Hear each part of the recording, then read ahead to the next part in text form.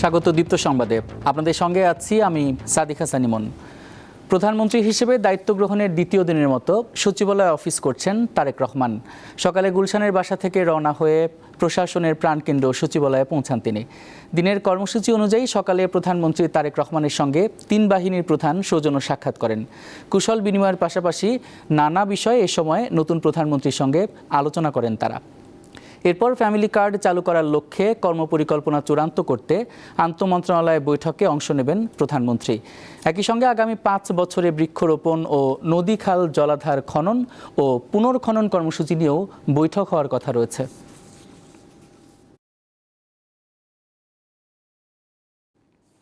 এবারে সচিবালয় থেকে যুক্ত আছেন সহকর্মী রুবায়েত হাসান, কথা বলবো তার সঙ্গে।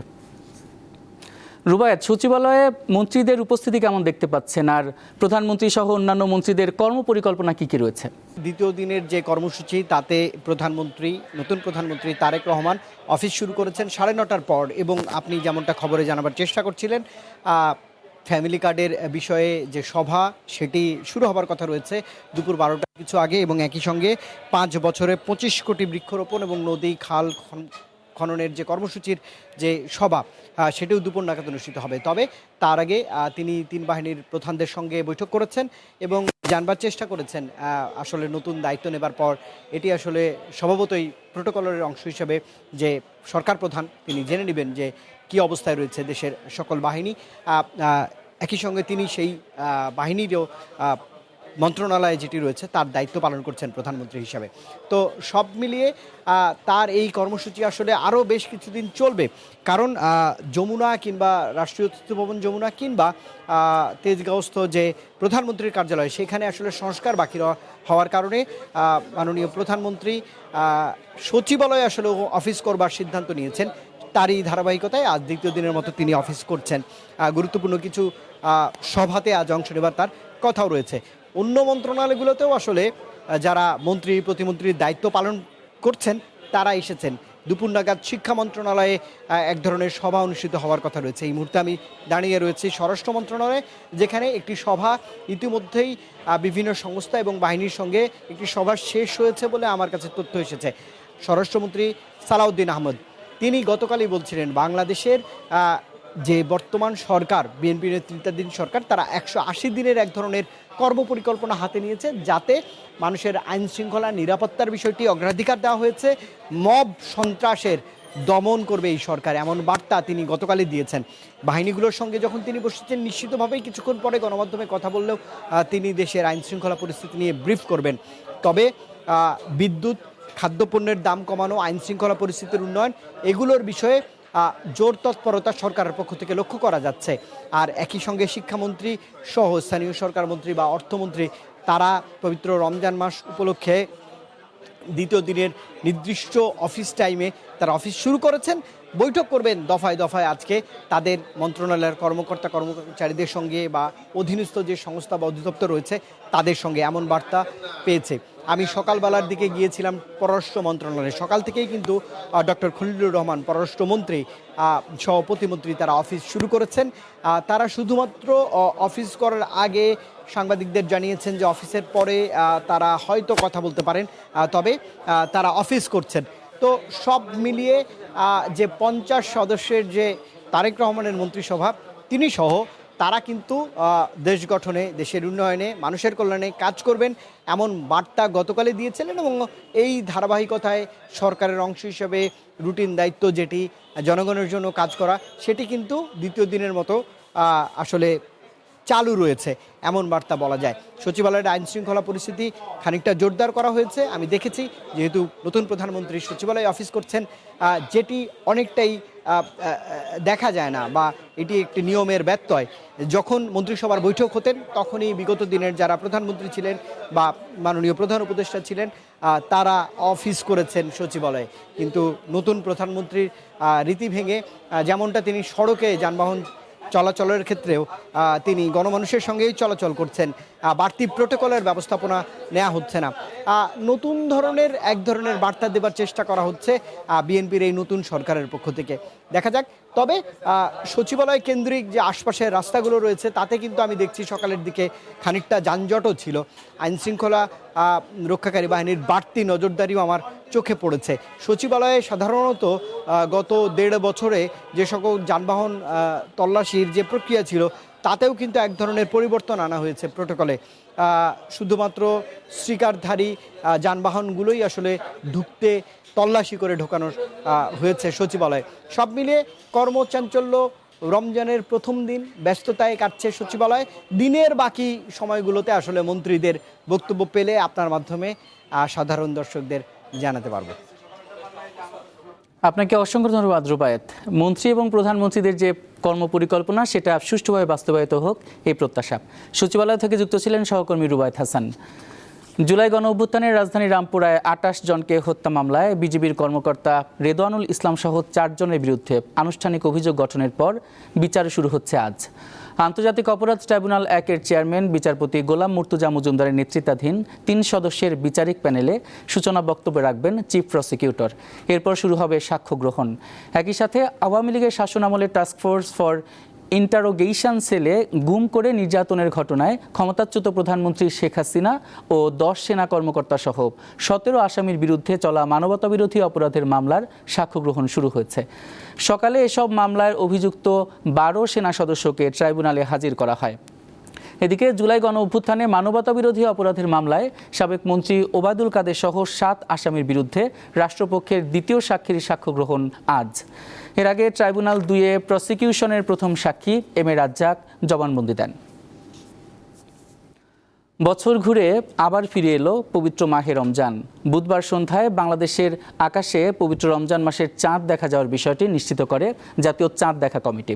এক্ষেত্রে আজ বৃহস্পতিবার থেকে পবিত্র রমজান মাস শুরু হলো। সেই মোতাবেক আগামী 16 মার্চ সোমবার দিবাগত রাতে সারা দেশে পবিত্র লাইলাতুল কদর পালিত হবে। গতরাতে এশার নামাজের পর ধর্মপ্রাণ মুসল্লিরা মসজিদে তারাবির নামাজ জামাতে আদায় করেন। মূলত তারাবি আদায়ের মাধ্যমে রোজার পর্ব শুরু হয়। আর ভোর রাতে সাহরি খেয়ে ধর্মপ্রাণ মুসলমানরা সিয়াম পালন বা রোজা রাখার নিয়ত করেন।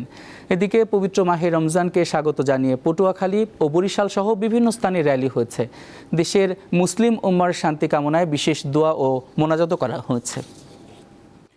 পবিত্র রমজান উপলক্ষে দেশের সকল প্রাথমিক ও মাধ্যমিক বিদ্যালয়ে ছুটি ঘোষণা করা হয়েছে। বুধবার শিক্ষা মন্ত্রণালয় এবং প্রাথমিক ও গণশিক্ষা মন্ত্রণালয় 2026 সালের শিক্ষাবর্ষের সংশোধিত ছুটির তালিকা ও শিক্ষাপঞ্জি নির্ধারণ করেছে। সেখানেই এই ছুটির বিষয়ে উল্লেখ করা হয়েছে। পরে মন্ত্রণালয় দুটি এ সংক্রান্ত আলাদা প্রজ্ঞাপন জারি করে। এতে বলা হয়, পবিত্র রমজান শ্রী শ্রী হরিচাঁদ ঠাকুরের আবির্ভাব, শবে কদর, জুমাতুল বিদা, ঈদুল ফিতর এবং স্বাধীনতা ও জাতীয় দিবস উপলক্ষে 19 ফেব্রুয়ারি থেকে আগামী 26 মার্চ পর্যন্ত ছুটি থাকবে।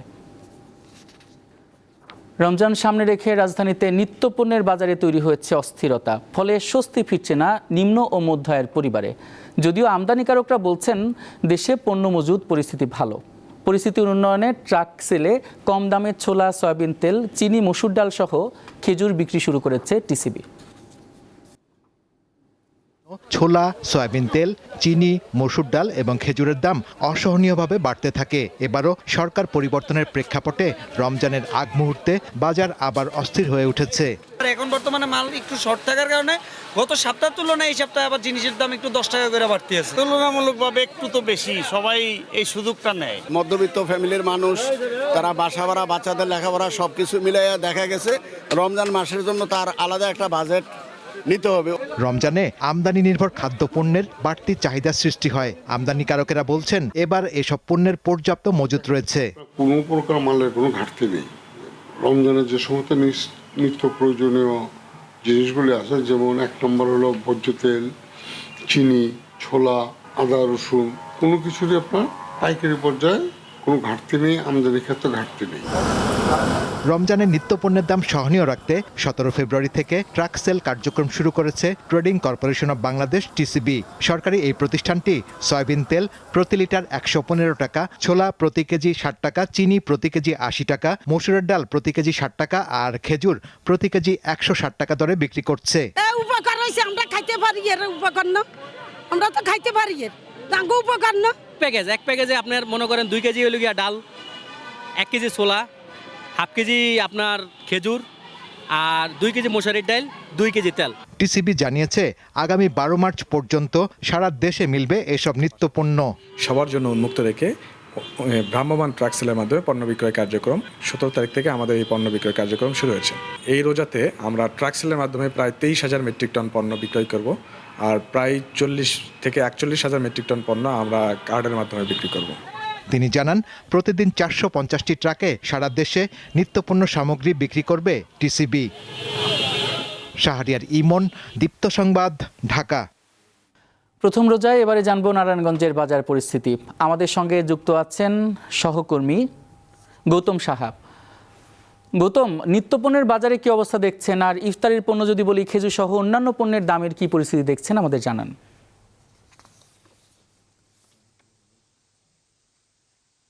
পরে এই পুরনো চিত্রই বাজার ঘুরে দেখা যাচ্ছে। বাজার চলে আসলে বাজারের নিয়মেই, যখনই কেনাকাটা বাড়ে সেই প্রভাবটা পড়ে উৎসবের বাজারে। অস্বাভাবিকভাবে বেড়েছে লেবু, বেগুন এবং খেজুরের বাজারে। আমরা যে বিষয়টি দেখেছি, আজ কিন্তু লেবু বিক্রি হচ্ছে কোথাও কোথাও 200 টাকা থেকে 160 টাকায়। সেই সাথে পাল্লা দিয়ে বেড়েছে বেগুনের দাম। এই বেগুন বিক্রি হতো 70 থেকে 80 টাকায়, সেই আজকে বেগুন বিক্রি হচ্ছে 120 টাকায়। সেই সাথে আমি যদি জানাতে চাই আপনাদের খেজুরের দাম, আমার পেছনে কিন্তু রয়েছে খেজুরের দোকান।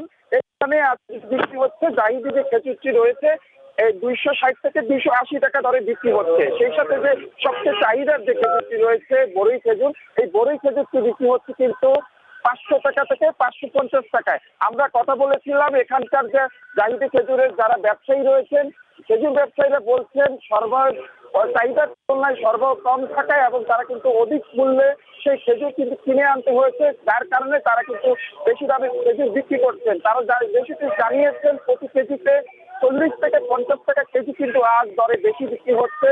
যেহেতু আজ সিয়াম সাধনের রমজানের শুরুর দিন, এই শুরুর দিনে কিন্তু এই চিত্রটি আমরা দেখতে পাচ্ছি।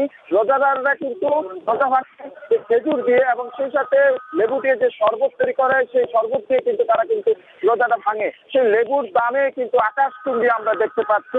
তবে মাঝারি ধরনের লেবুগুলি কিন্তু আমরা দেখতে পাচ্ছি 100 টাকার নিচে কোনো লেবুই কিন্তু বাজারে আজ কিন্তু পাওয়া যাচ্ছে না। তবে বেগুন দিয়ে কিন্তু বেগুনি বানানো হয়, সেই বেগুনের কিন্তু আকাশচুম্বী দাম আমরা দেখতে পাচ্ছি। সেই সাথে দাম বেড়েছে পেঁয়াজের বাজারেও লেগেছে আগুন। সেই পেঁয়াজ আজকে বিক্রি হচ্ছে 70 থেকে 75 টাকায়। আমরা দেখেছি আজকে কিন্তু মুরগির বাজারে কিন্তু একই চিত্র দেখা গেছে। ব্রয়লার বিক্রি হচ্ছে 200 টাকা দরে। সেই ব্রয়লার বিক্রি ছিল গত সপ্তাহে কিন্তু 160 টাকা দরে। সেই সাথে সোনালী মুরগি আজকে কিন্তু 350 টাকা দরে কিন্তু বিক্রি করতে দেখা যাচ্ছে। সেই সাথে যে গরুর মাংস রয়েছে, সেই গরুর মাংস কিন্তু আজ বিক্রি হচ্ছে কিন্তু 800 টাকা দরে। সেই গরুর মাংস কিন্তু গত সপ্তাহে আমরা দেখতে পেয়েছি বাজার ঘুরে 750 টাকা দরে কিন্তু বিক্রি হচ্ছে। আমরা কথা বলেছিলাম বিক্রেতাদের সাথে, তারা যে বিষয়টি জানিয়েছেন যে মৌসুমী যে সবজিগুলি রয়েছে সেগুলো সরবরাহ না থাকার কারণে তারা কিন্তু বেশি দামে বিক্রি করতে হচ্ছে এবং পরিবহনের যে সীমিত পরিবহনের যে ব্যবস্থা রয়েছিল সেই কারণটা কিন্তু তারা দোষারোপ করছেন। তবে ক্রেতারা কিন্তু বলছেন ভিন্ন কথা। রমজান এলেই কিছু অসাধু ব্যবসায়ী সিন্ডিকেট করে এই নিত্য প্রয়োজনীয় বাজারে যে মূল্য তারা কিন্তু অতিরিক্ত দামে বিক্রি করেন এবং তারাই কিন্তু সেই সুবিধাটা নেন। এবং আমরা যে বিষয়টি দেখেছি আজকে পেঁয়াজের সাথে ন্যূনতম দামে কিন্তু অপরিবর্তিত রয়েছে আলুর দামটি। সে ছাড়া সবজি সহ যে অন্যান্য যে নিত্যপণ্যের দাম রয়েছে সেগুলি কিন্তু একেবারেই কিন্তু লাগামহীন হয়ে পড়েছে, যার কারণে বিপাকে পড়েছে সাধারণ মানুষ এবং নির্ভয়ান মানুষ কিন্তু সবচেয়ে বেশি আজকে কিন্তু বিপাকে পড়েছেন। এবং তারা যে বিষয়টি জানিয়েছেন তাদের আয়ের সাথে ব্যয়ের সামঞ্জস্য একেবারেই লাগামহীন এবং নতুন সরকারের কাছে তারা কিন্তু চ্যালেঞ্জ করে দিয়েছেন এবং এই রমজান মাস জুড়ে তারা যাতে এই ধরনের অনিয়ন্ত্রিত বাজার যাতে নিয়ন্ত্রণ করে সেই দাবিটি কিন্তু তারা জানিয়েছেন।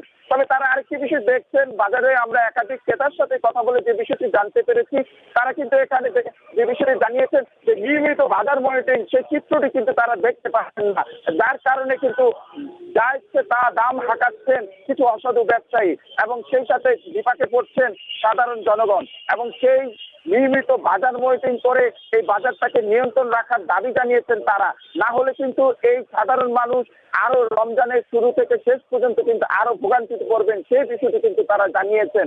এবং আমরা যে বিষয়টি দেখেছি এই সবজির সাথে কিন্তু ফলের দামও কিন্তু অধিক দামে আজ বিক্রি হচ্ছে। প্রতি ফল কিন্তু আমরা দেখেছি যে 50 থেকে 80 টাকা কিন্তু বিক্রি হচ্ছে, কিন্তু 60 থেকে 80 টাকা এবং 100 টাকাও কিন্তু আজকে কলা বিক্রি হচ্ছে। সবকিছু মিলিয়ে ভোক্তারা দাবি জানিয়েছেন বাজার মনিটরিং করে এবং দাম যাতে নিয়ন্ত্রণ করে বাজার প্রক্রিয়া স্বাভাবিক করার দাবিটি কিন্তু ভোক্তারা জানিয়েছেন। এই ছিল আসলে আমার কাছে এখন পর্যন্ত রমজানের বাজারে সর্বশেষ। আপনাকে অসংখ্য ধন্যবাদ গৌতম। নারায়ণগঞ্জের বাজার পরিস্থিতি জানাচ্ছিলেন সহকর্মী গৌতম সাহা। পবিত্র রমজান শুরু হওয়ার সঙ্গে সঙ্গে অপেক্ষা শুরু হয় ঈদের। এজন্য অনেকেই কেনাকাটা করতে শুরু করছেন। রাজশাহী বিপণী বিতানের চিত্র জানাচ্ছেন সহকর্মী ইউসুফ আদনান। ঈদকে কেন্দ্র করে রাজশাহীর শপিং মল, বিপণী বিতান ও মার্কেটগুলোতে ঈদের বাহারি পোশাক আসতে শুরু করেছে। এই মুহূর্তে আমি রয়েছি রাজশাহীর আরডি মার্কেটে। এই মার্কেটের যারা বিক্রেতারা রয়েছে তারা বলছে যে ঈদের যে সকল বাহারি পোশাক তা ইতিমধ্যে আসতে শুরু করেছে। তবে রোজার প্রতি রোজাতেই আজকে যেহেতু প্রথম রোজা এবং প্রতি রোজাতেই এখন নতুন নতুন ডিজাইনের পোশাক আসবে।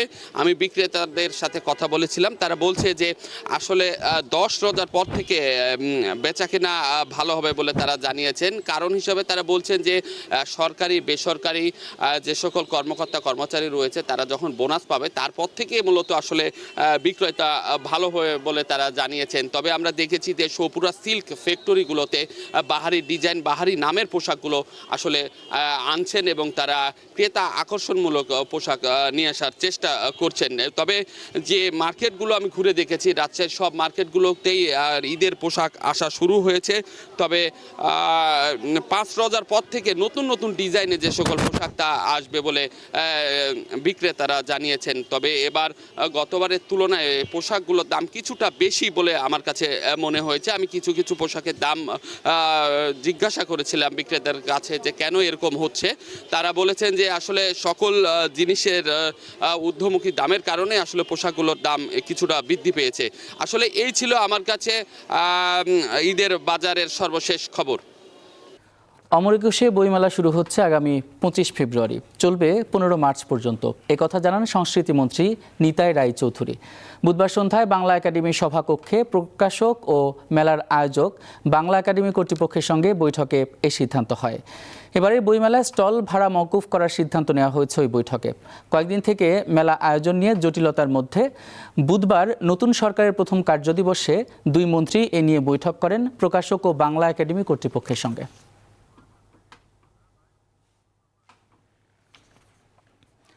নওগাঁর আত্রাই নদীর কয়েকটি স্থান এবং বিভিন্ন জলাভূমি যেন পাখিদের মিলন মেলা। তাদের আনাগোনায় ওইসব এলাকা থাকে মুখরিত, আর তার দেখতে ভিড় করেন নানা বয়সী মানুষ। নদী ও বিলের স্বচ্ছ পানিতে চোখ পড়লেই দেখা মেলে অসংখ্য পাখির কিচিরমিচির। এর মধ্যে অন্যতম পানকৌড়ি, রাতচোরা, শামুকখোল, সরাসি ও বালিহাঁস। এই চিত্র নওগাঁর মাধবপুর উপজেলার আত্রাই নদীর কুঞ্জবন এলাকার। পত্নীতলা উপজেলার আত্রাই নদী, সাপাহার উপজেলার জবই বিল ও ধামইরহাট উপজেলার জাতীয় উদ্যান আলতাদিঘিও পাখির বিচরণের ক্ষেত্র। নিজের ইচ্ছা মতো আসে, মানে সন্ধ্যার সময় সবাই চলে যায়, আবার ধরে নেন ভোর 5টার সময় যখন আজান দেয় আবার সেই সময় আবার সবাই চলে আসে। মাঝে মধ্যে যদি বাঁশ দেওয়া হয় আরও সুন্দর লাগবে, তারা বুঝবে। আত্রাই নদী, আমাদের এই নদীতে প্রায় প্রতি বছরই কম বেশি পাখি আসে, কিন্তু মানে অন্যান্য বছরের তুলনায় এবার পাখি অনেক বেশি। সারা দিন পানিতে থাকলেও রাতে পাখিগুলো ফিরে যায় রামচন্দ্রপুর ও মাধব বন সহ এলাকার বিভিন্ন গাছে। অনেকে এসে খেলাধুলা করে, কেউ ঢিল ছোড়ে। এই বিষয়গুলোর দিকে যদি পদক্ষেপ নেওয়া হয় তাহলে আমার মনে হয় ভবিষ্যতে এইখানে হাজার হাজার থেকে লাখো লাখো পাখির আগমন ঘটবে। শীতের সময় বেশি আসে, বিভিন্ন জায়গার লোক আসে পাখি দেখবার, ছবি ওঠায়। এসব পাখির চলাফেরা নির্বিঘ্ন ও আবাসস্থল নিরাপদ দেখতে চান নওগাঁর মানুষ। নতুন যে ব্রিজ আছে মহাদেবপুরের, এই ব্রিজের মানে উত্তর এবং দক্ষিণে 2 দিকে 2 কিলো, 1 কিলো করে 2 কিলো এলাকা বিশেষ সংরক্ষিত এলাকা ঘোষণার জন্য স্থানীয় যারা আছেন, বিশেষজ্ঞ যারা আছেন এই বিষয়ে, প্লাস স্থানীয় প্রশাসন এবং স্থানীয় সাংবাদিক সকলের সাথে বসে আমরা সিদ্ধান্ত নিব যে সেখানে কি কি আরো করা প্রয়োজন। প্রতিদিন ভোরে আত্রাই নদীতে জড়ো হয় হাজার হাজার পাখি। মনোমুগ্ধকর এই দৃশ্য উপভোগ করেন দূর দূরান্তের মানুষ। সাদিয়া চৌধুরী, দীপ্ত, বার্তা কক্ষ। দেশের শীর্ষস্থানীয় শিল্প গ্রুপ আরএফএল তাদের ব্যবসায়িক কার্যক্রম সহজ, স্বচ্ছ ও প্রযুক্তি নির্ভর করতে চালু করেছে নতুন ডিজিটাল অ্যাপ আরএফএল কেয়ার। সম্প্রতি রাজধানীর একটি হোটেলে আয়োজিত অনুষ্ঠানের মাধ্যমে অ্যাপটির উদ্বোধন করেন গ্রুপের ব্যবস্থাপনা পরিচালক আর.এন. পাল। আরএফএল কেয়ার একটি সমন্বিত ডিজিটাল প্ল্যাটফর্ম, যার মাধ্যমে দেশের বিভিন্ন প্রান্তে আরএফএলের পণ্য ও সেবা পৌঁছে দিতে সরাসরি যুক্ত ডিলার, রিটেইলার, প্লাম্বার, ওয়েল্ডার ও টেকনিশিয়ান সহ সকল সার্ভিস পার্টনারকে একটি প্রযুক্তি নির্ভর নেটওয়ার্কে যুক্ত করা হবে।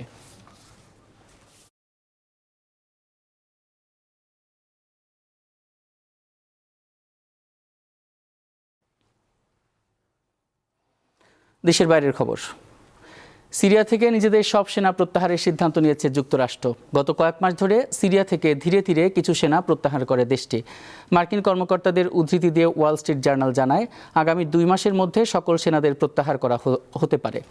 গত সপ্তাহেও কৌশলগত গুরুত্বপূর্ণ এই মার্কিন ঘাঁটি থেকে সেনা প্রত্যাহারের পর সেটি সিরিয়ার সরকারের কাছে হস্তান্তর করা হয়। বর্তমানে বিভিন্ন ঘাঁটিতে প্রায় 1000 মার্কিন সেনা রয়েছেন। যুক্তরাষ্ট্রের প্রধান লক্ষ্য নিষিদ্ধ গোষ্ঠী আইএস দমন। তবে সিরিয়ার একটি স্থিতিশীল সরকার আসায় এবং আইএসের হুমকি অনেকাংশ কমে যাওয়ায় সেনাদের ফিরিয়ে নেওয়ার সিদ্ধান্ত নিয়েছে ওয়াশিংটন।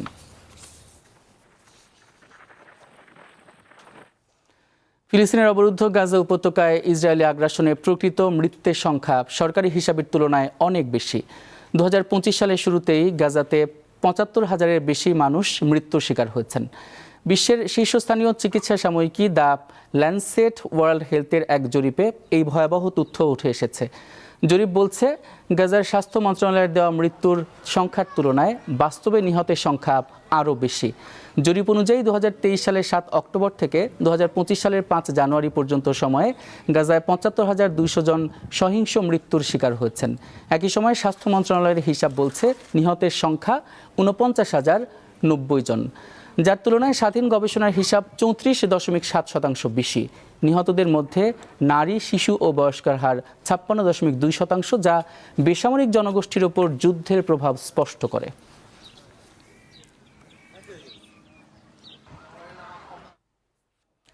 ইরান ও রাশিয়ার সঙ্গে যুক্তরাষ্ট্রের আলোচনার পরপরই যৌথ সামরিক মহড়া শুরু করতে যাচ্ছে তেহরান ও মস্কো। বৃহস্পতিবার ওমান শহরে ওই মহড়া অনুষ্ঠিত হবে বলে জানিয়েছে ইরানের নৌবাহিনী। মেহের নিউজের প্রতিবেদনে বলা হয়, এ যৌথ মহড়ার লক্ষ্য 2 দেশের নৌবাহিনীর মধ্যে সম্পর্ক জোরদার করা। এছাড়া সাগরের নিরাপত্তা বাড়ানো, বাণিজ্যিক জাহাজ ও ট্যাঙ্কার রক্ষা এবং সন্ত্রাসবাদ মোকাবিলার মতো বিষয়গুলো রয়েছে। ইরানের সামরিক বাহিনীর মুখপাত্র জানান, ওমান সাগর ও ভারত মহাসাগরের উত্তরাঞ্চলে বৃহস্পতিবার থেকে এই মহড়া অনুষ্ঠিত হবে, তবে কতদিন ধরে চলবে তা এখনও স্পষ্ট করেনি। এই ছিল এখনকার মতো। এরপর বেলা 2টায় দীপ্ত সংবাদ দেখার আমন্ত্রণ রইল। এছাড়া তথ্য বিনোদনের আরও খবর পেতে যুক্ত থাকুন দীপ্ত টিভির ডিজিটাল প্ল্যাটফর্মগুলোতে। এতক্ষণ সাথে থাকার জন্য অসংখ্য ধন্যবাদ।